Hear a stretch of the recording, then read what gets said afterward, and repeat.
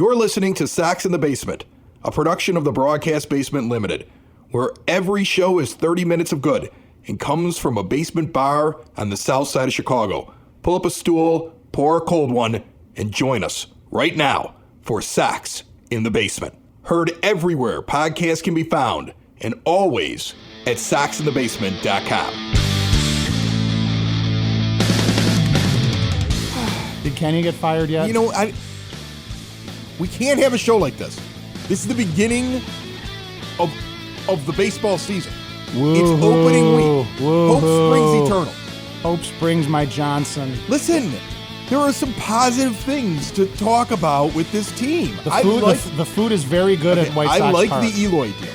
I think anybody that's upset about the Eloy deal is not, again, looking at the economics. For the same reason that I'm upset at the White Sox for not looking at the economics that were going on in baseball and falling short of Machado because they cheaped out, is the same reason why I'm annoyed with any White Sox fan who doesn't like the Eloy Jimenez deal. Because you're not risking that much in this deal. You're not. If you honestly and truly believe the guy is good. Which I don't. Oh, you're nuts. He's going to be good. I know that we've been burned before when we were sold that Gordon Beckham was going to be the next coming of Lou Brock, but that wasn't really what was going to happen. I think all of us kind of knew that too. We were a franchise starved for a hot prospect that was going to come up and be ours, and we believed that their scouting department would all of a sudden just pull something out of their butts. But this guy wasn't drafted by this team. This guy went into the minor leagues and proved a lot before we acquired him in a deal. That was a great deal. You know who else was hitting 300 some odd whatever in the minor leagues? Yoan Moncada. Yoan Moncada's going to have a good year too this year. 230. No, he's not. 230. You're out of your mind. Book it. I'll bet you right now. What do you That's want to my bet? prediction. What do you want to That's bet my on it? prediction. You know, ever since $45. Ever since the Machado thing happened, it's like you're done. Okay, so we missed on him.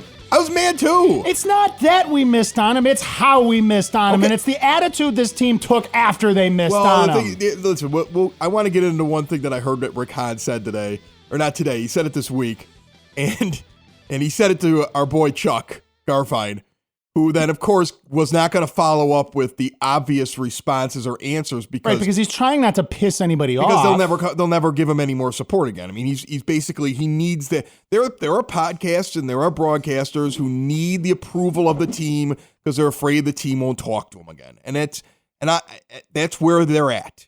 So that aside, let's approach one crazy thing at a time because you're on a roll.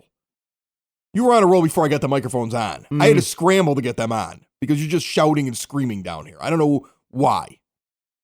First off, the Eloy deal was a good deal. The Eloy deal makes sense because you're paying him on average for that entire length of the contract, even though it's a small amount early on, a bigger amount later on. You're paying him on average less than you're paying Yonder Alonso. And you believe he's going to be a better hitter than Yonder Alonso if you're giving him that contract. Yonder Alonso is a nice player, but Yonder Alonso is not a potential Hall of Fame franchise talent. You believe Eloy Jimenez is going to be that if you're the White Sox. And if the Sox believe that Eloy is going to be that, it's a great deal. And then for the next 2 years, the options that are club options, you're paying him in his year 29 and year 30 seasons, the same that you're paying Abreu, who's a proven all-star caliber player. See what I'm saying? So it's a great deal if you believe in him. Now, I've always felt the White Sox to be a little shaky on their own pro scouting. Shaky? But I have been impressed with the way that Chris Getz has done things in the minors, and it's much better than what Buddy Bell was doing. Okay? I have been impressed with his way that guys are developing in there. I have been impressed with the idea that they take a guy like Vizquel, who I always thought had a good baseball acumen, and he's coming up with these guys. They seem to have a plan where they're bringing this manager with the bulk of their guys from single A to double A, and eventually he'll come to triple A. Once again, Chris Getz, hey, you've got no qualifications to do this job, but you're a former White Sox, so here, have a job. I didn't have any qualifications to be a radio morning show guy. I did a very good job of presenting to some people that I thought I'd do a good job at it. All right? You got to start somewhere. Where is he supposed to get the experience that you think he should have had before I got in there? I'm looking at the results. So far, I've been pleased. I feel like they don't really bring up guys until they're ready. Moncada's season last year was probably the only time I thought maybe the guy was a little rushed, but you had to bring him up because what else were you going to do? Let the guy come up and play.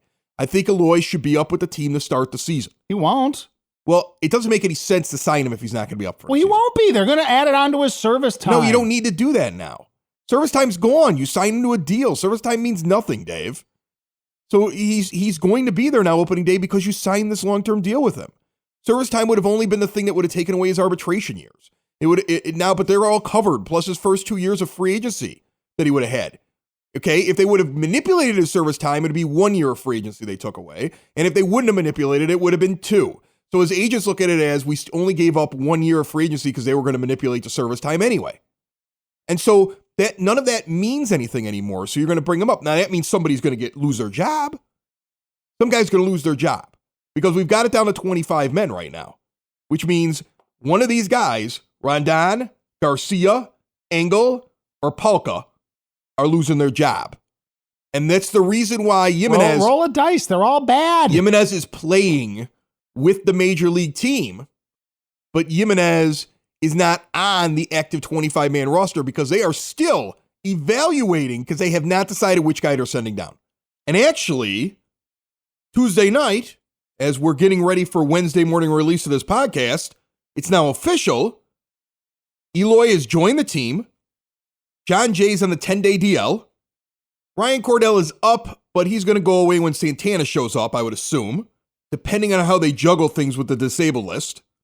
Ian Hamilton's on the disabled list. Eloy's up. They're at 25 people still. Eventually, though, somebody's losing their job. They're getting a little extra time to figure it out. I saw a couple of comments on White Sox Twitter. You can follow us on Twitter at Sox in the Basement.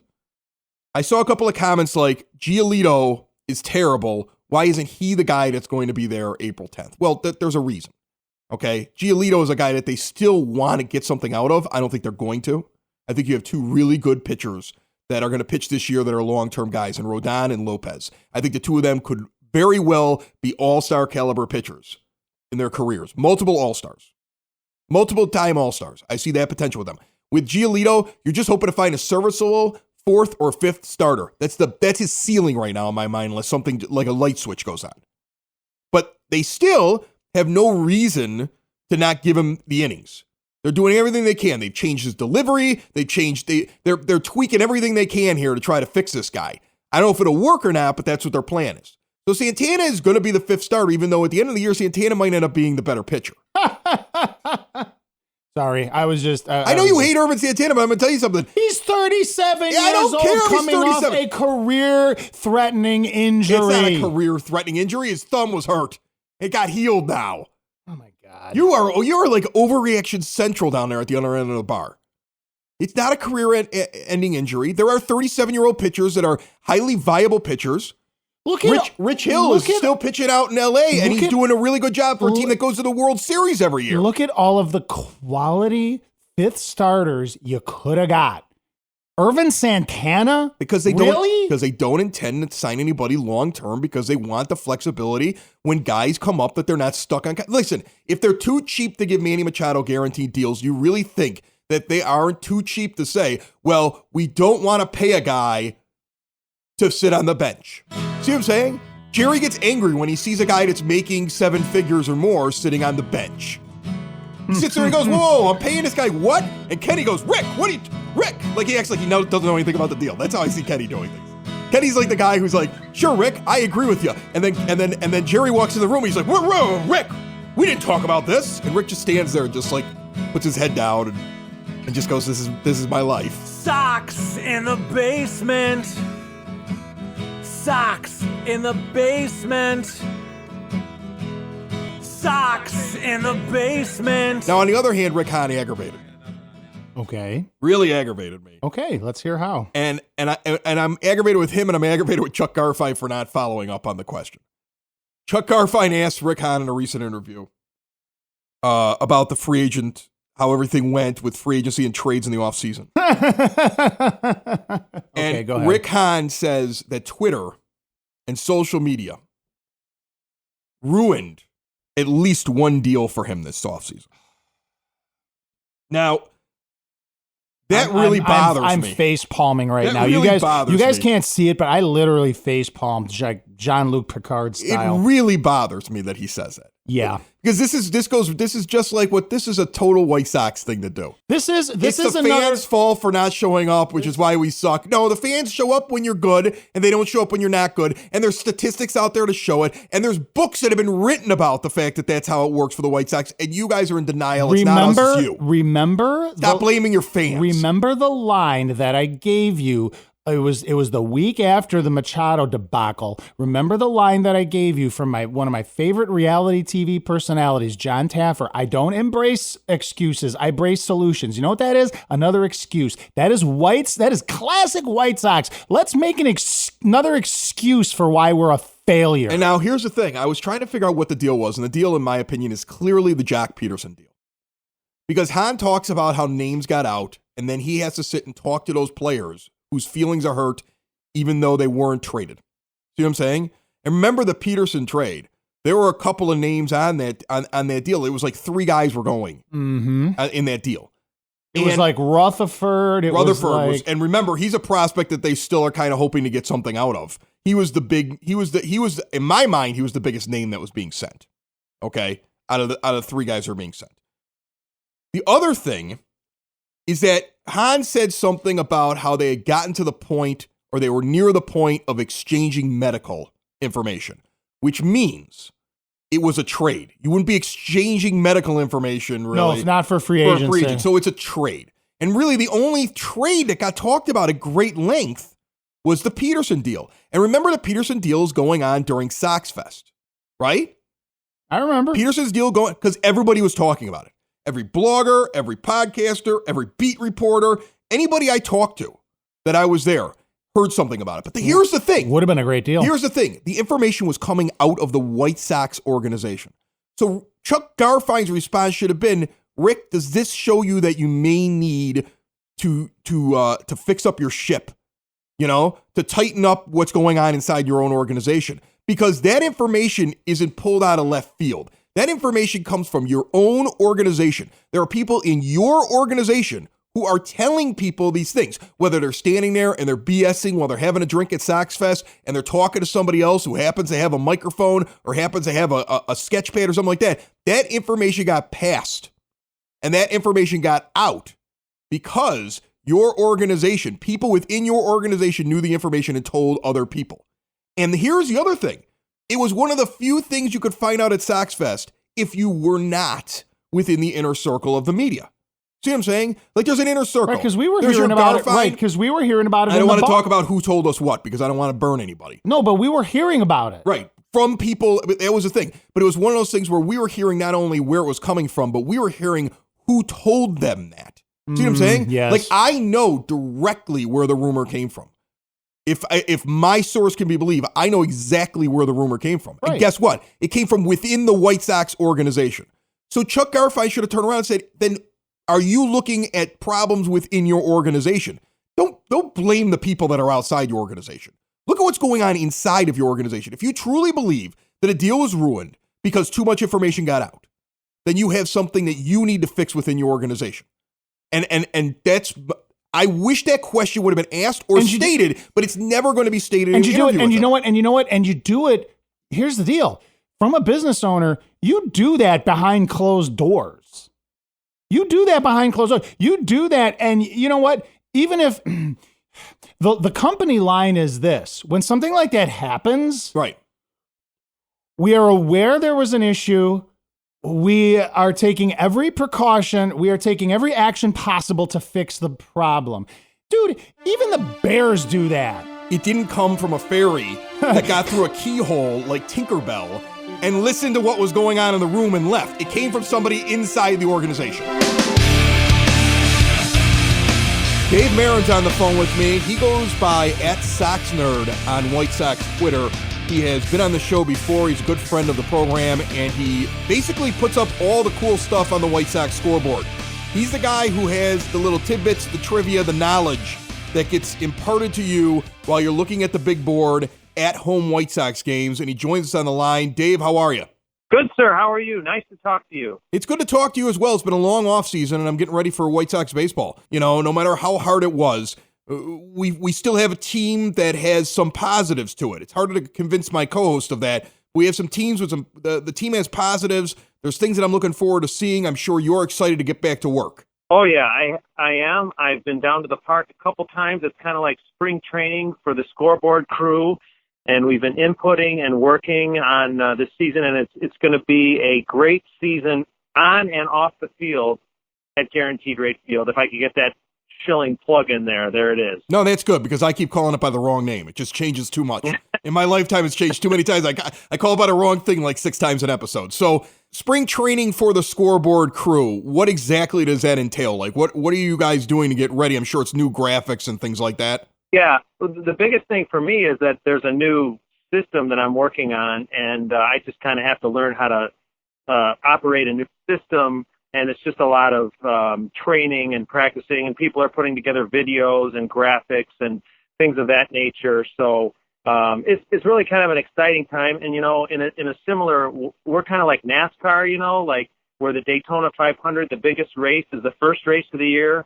You know, with the White Sox and a lot of baseball teams, opening day is your biggest day of the year. And, you know, we don't really have any spring training games or anything to get us ready. So we just kind of, we're flying by the seat of our pants in a sense on opening day, but we're so experienced that we can handle anything, which is one of the great things about working there. Anything that people can expect when they get there? I mean, we got new intro music, new intro video, something cool that they can look forward to? We're still pretty early in the process, but I will say that my stat look will look will look somewhat different just because of the new system. But no, a lot of that is still a work in progress. Okay, so they're still doing that. So they haven't told you about any major changes or anything yet. No. Okay. No. And I'm pretty low on the food chain there, so I don't know if I'd be the first. I don't know if I'd be the guy that they would tell right away. But I can tell you, you know, I'm just so proud to be a member of that crew and our game day production. It will be really good. I can guarantee you that. Well, that's awesome. Okay, so let's talk about some of the new guys. I'm sure you're studying up on your Eloy trivia.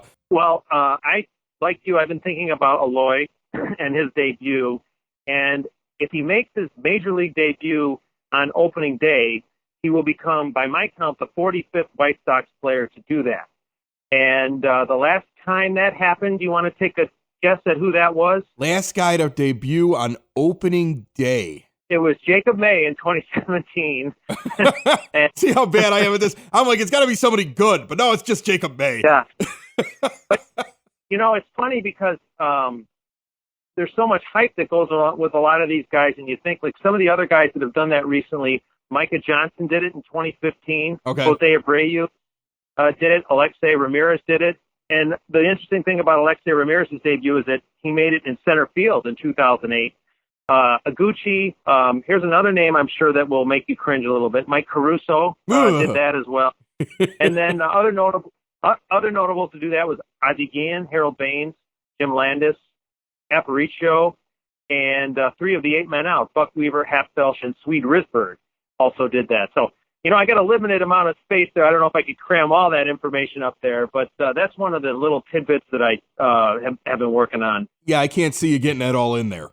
No, but there's some interesting names there, which is one of my goals as in my job is I try to throw up as many names that will make people go, oh yeah, remember him, or maybe cringe a little bit or whatever. Like a lot of times when I put a stat up on the board, the crew will go, oh, Mike Caruso on the board or something like that. So that is one of my goals, is to get a few of those names in there. You know who's good on opening day is Abreu, 8 for 19, 421 in his 5 opening days. And then, you know what I like about being on this show, on this podcast, is that I can maybe say a few of the negative stats that I research, and that you find out things. And sometimes when I do research, I research things, I find out things, and I don't put them up on the board. This is an entire show of positive and negative, so this is great. Okay, so give me the negative stats that you can't put up there. Well, the one that won't make it up there is, as I was doing some research for opening day, Yonder Alonso, 2 for 23 on opening day. And he's one of those guys that, like, Hilarious. you could see. I mean, like Dave believes it, but I don't. The possibility that you get at least a smattering of fans that boo him because of what happened in the offseason to make their feelings known. We're still thinking that Andy does bad on opening day. That's rough. Yeah, but he had a good spring. He hit some homers, and he's a professional hitter, so I don't really have much problem. No, I'm okay with it. You got Yoan Moncada now in what I believe is the make or break year. I excused him last year. I believe he's going to have a good year this year. A big year is what I'm really hoping for. I really believe this is the year of Yoan, but it's got to be hard to find the positive stats about last year because he had a rough year. What do you reach for when you're looking for something good about his year last year? Well, Moncada, he hit 17 homers, and he was among the White Sox all-time leaders among second basemen in homers in a single season. I think Ray Durham is the all-time leader. So his power at his position is really good and really interesting in terms of stolen bases and power and that combination. Of course, I stay away from the strikeouts, but we all know they're there. I mean, it's not like Sox fans are stupid, right? I think we all know what's going on there. Hopefully that changes, or at least he makes up for them with more of an output than what he had last year. I'm one of those people that is really looking forward to seeing him this year, and maybe he's got his feet on the ground. His spring was really good. His strikeout numbers were down, and his ratio was better. So, maybe this is his year. I think it is. Maybe this is the year he breaks out. Yeah. I think it is. I think it's the most important thing going on in this team this year is how he does. And I do think it's his year. I firmly believe he's going to have a good year. Now, we could be sitting around in June and he's hitting 202 and banging our head off the table, but I don't believe that's what's going to happen. No, he's really young, which is great, and he's fast. He's exciting. I mean, he could be like one of the most dynamic players that they've ever had. So he's definitely worth watching. That's for sure. I just want to bring up that we talked earlier, like maybe 6 months ago, about the possibility of me like going to check out the situation there where you work. Is that still a possibility? Oh yeah, I meant to talk to you about that. No, I'm kidding. Of course, yes. As long as I haven't been banned, as long as there isn't a sign up like "Don't let Sox in the Basement anywhere near anything around here," then we'll be fine. Yeah, sometime during the season, I'd love to take you up and show you what it is.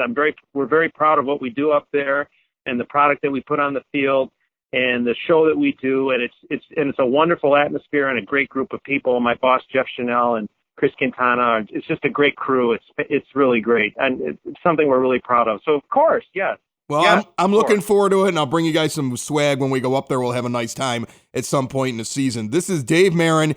He works up in the White Sox scoreboard. It's not actually in this. You're not actually in the scoreboard. I think I saw a picture. You're more behind home plate, but controlling the scoreboard, right? Yes.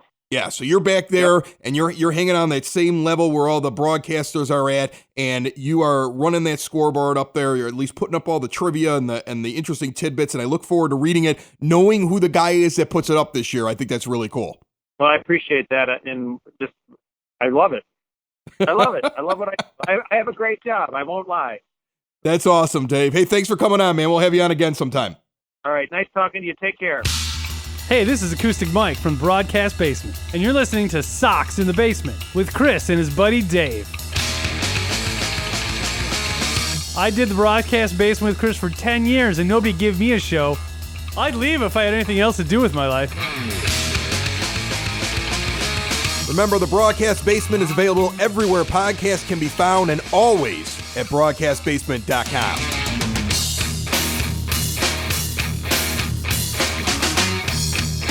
I want to do our bold predictions. Bold good predictions, bold bad predictions.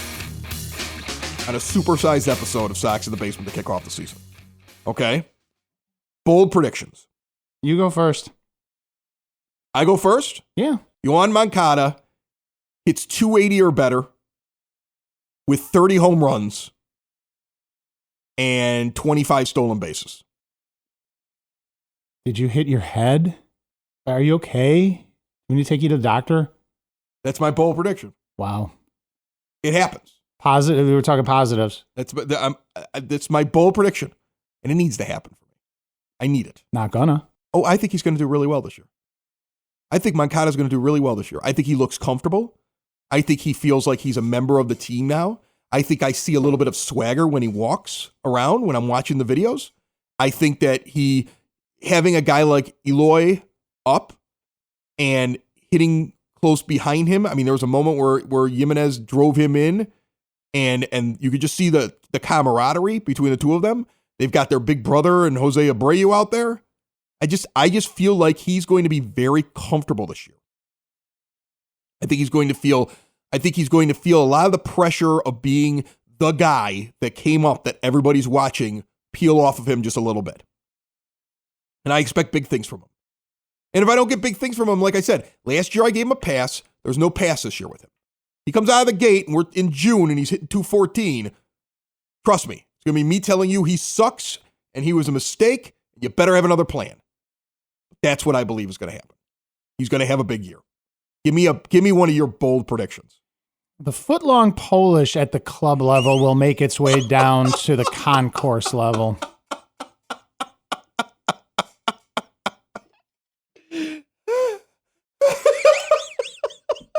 I'm being positive. You don't need to be positive. You can give negative ones. No, that's my bold positive That's your prediction. positive And will be the highlight of the 10,000 a game fans who come out to U.S. Cellular Field this year. The foot-long Polish. You're the best. Okay, so I'm working on being more positive. no, okay, I like that one. That's a good one. All right, here's another bold prediction for you. Reynaldo Lopez comes out of the gate and surprises as the best pitcher on the staff in the first half of the season, earning an all-star berth. You look like I punched you in the gut. Why wouldn't you like that?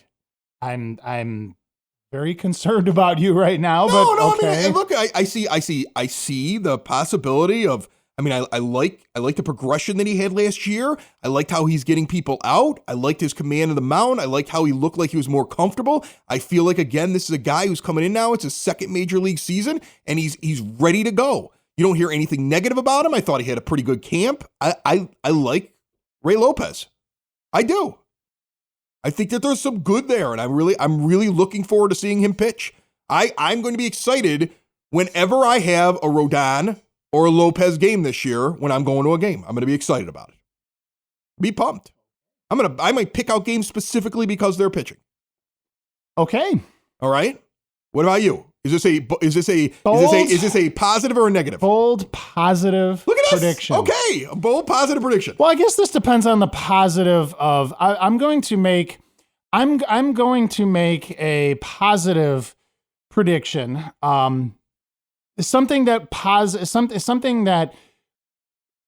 because I like Rick Hahn, so I want Rick Hahn to be successful, and I want Rick Hahn to do well because I really think that Rick Hahn wants to do a good job, and I really think Rick Hahn wants to be successful. I see in Rick Hahn a man who is driven to be successful and is going to do whatever it takes to get there. And sometimes is hamstrung by the people that are my above him. bold prediction for this season, whether or not it's made public or not, Rick Hahn starts sending out resumes. Because I want him to be successful. You're like the worst. You're so angry. What? That's a positive. That's good for Rick. He can actually get into a situation with owners and higher ups who actually want to succeed and who have the brains to do it. You're That's so positive. angry. You're so angry. That's positive. I'm not angry.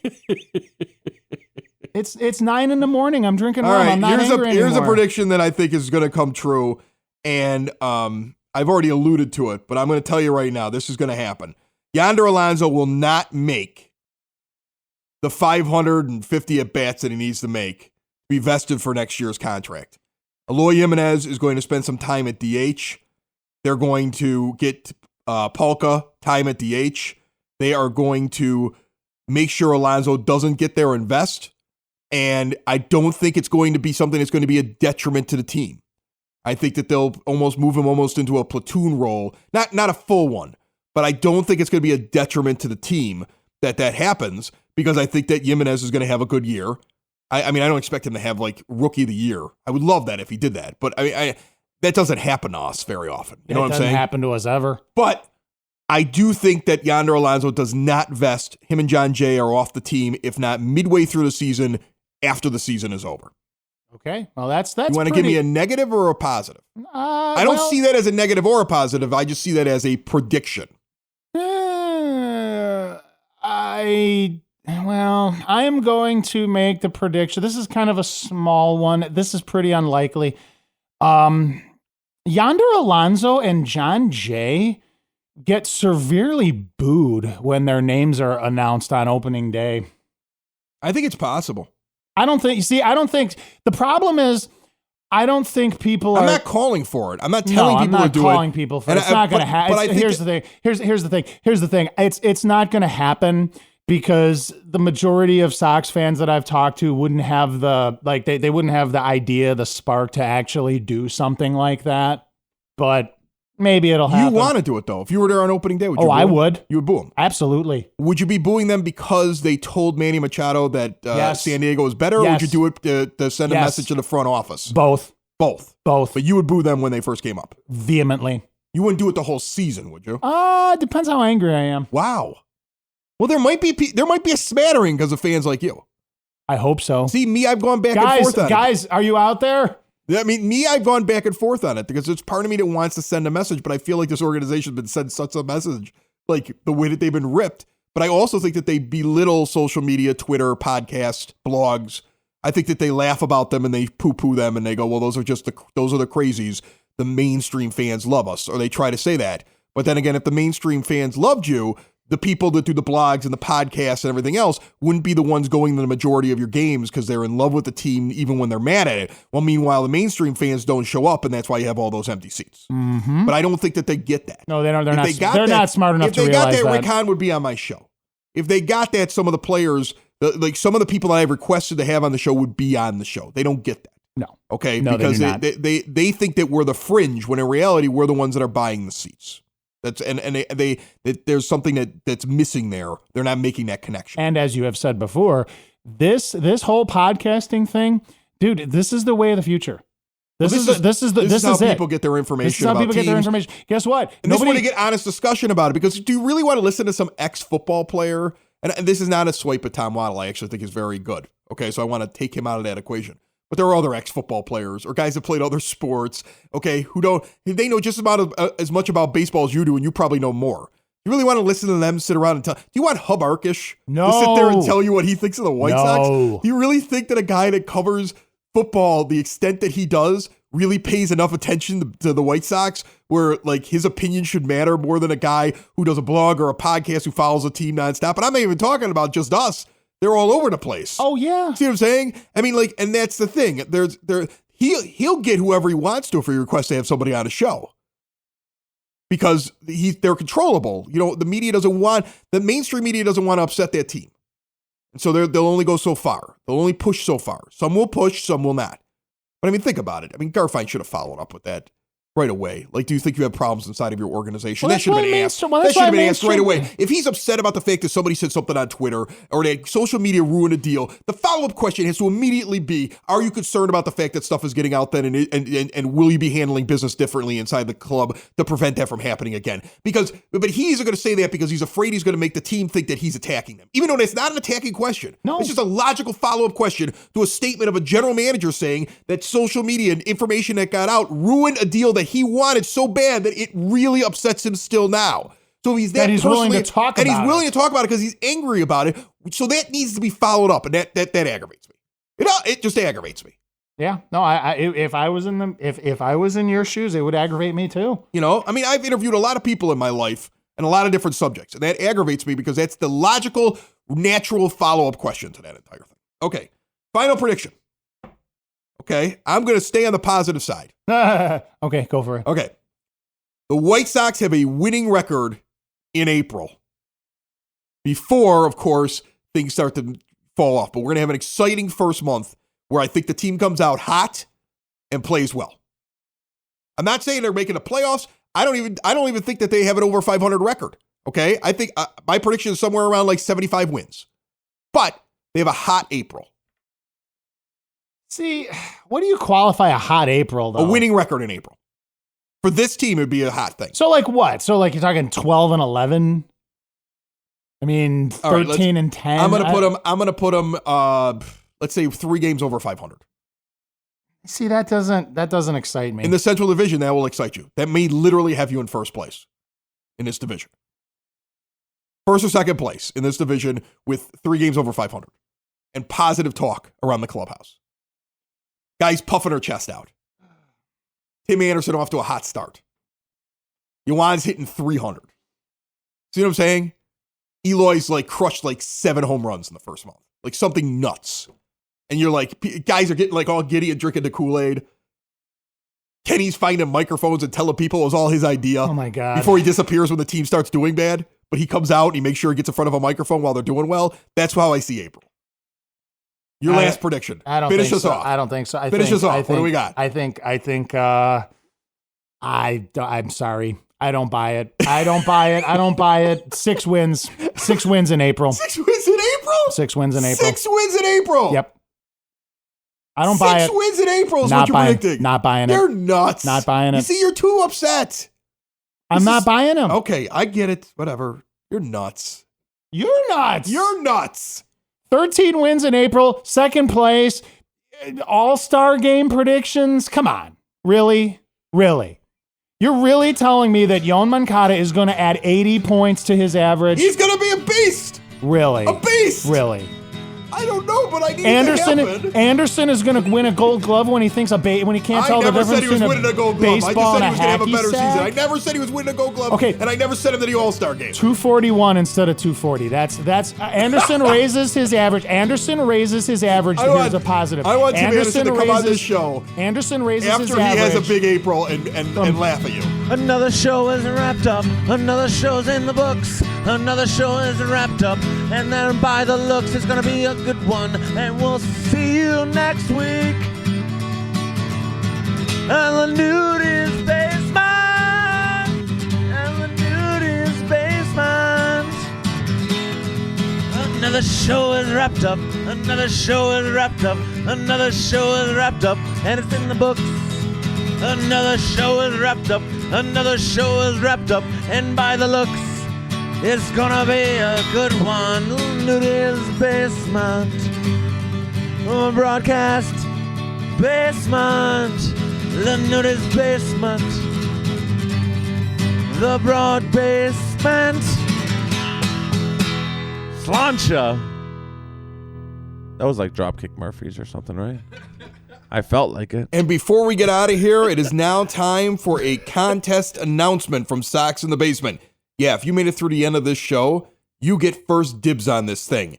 A signed, autographed Reynaldo Lopez White Sox hat. And it's yours if you win the contest. To enter, you just have to do 3 things. And you might have done all or at least some of this already. 1, you have to follow Sox in the Basement on Facebook, Instagram, or Twitter. We're easy to find. We're called Sox in the Basement on all those platforms. 2nd, wherever you listen to Sox in the Basement, on whatever player, whether it be Apple Podcast or Stitcher Radio or Podbean or Spotify, all you have to do is subscribe to one and leave a 5-star rating and some nice comments about the show. I'm not giving you something for free if you give me a 1-star and tell me we suck. Now, you might have done step 1. You're good. You might have done step 2. Don't worry about it. Step 3 is, on the social media platform from step 1, share the show. Now, here's the deal. If you share a show, we see it. If you subscribe to a show, we see it. If you comment on the show, we see it. If you're following us on social media, we see it. We're going to find all the people who did those 3 steps. We're going to put them in a drawing, and in 2 weeks, we're going to draw a winner, ship them that hat for free. Signed by who I believe could be the big surprise in the Sox rotation, the big gun at the halfway point of the season, Reynaldo Lopez. Here's to a good season. You know, before 05 started, I thought they were the best 4th place team in baseball. Anything can happen. We'll see you next week on Sox in the Basement. Bye-bye. Sox in the Basement. Heard everywhere podcasts can be found and always on soxinthebasement.com.